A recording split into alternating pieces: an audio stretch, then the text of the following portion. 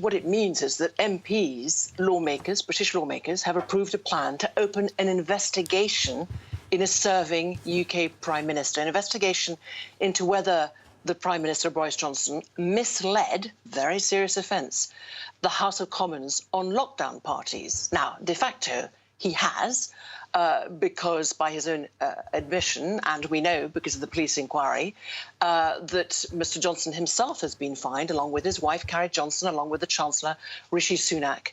That was last week.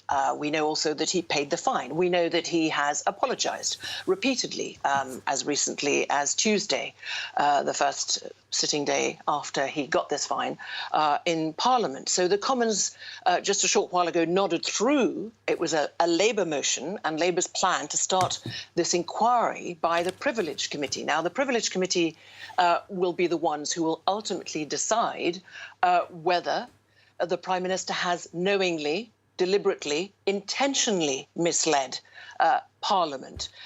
So what is interesting is that there was no opposition to the vote in the end. It was, as I said, nodded through. It didn't need a formal vote, although the government had planned on bringing an amendment. It dropped it at the last moment. And that would have been seen as an attempt to delay all of this.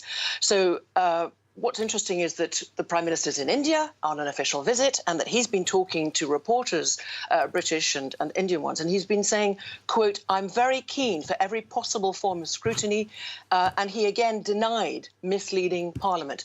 But although the word liar and lying is not allowed in Parliament, it was referred to as the L word, and basically there is a huge lack of trust of all opposition MPs and their leaders who are still calling for Boris Johnson's resignation.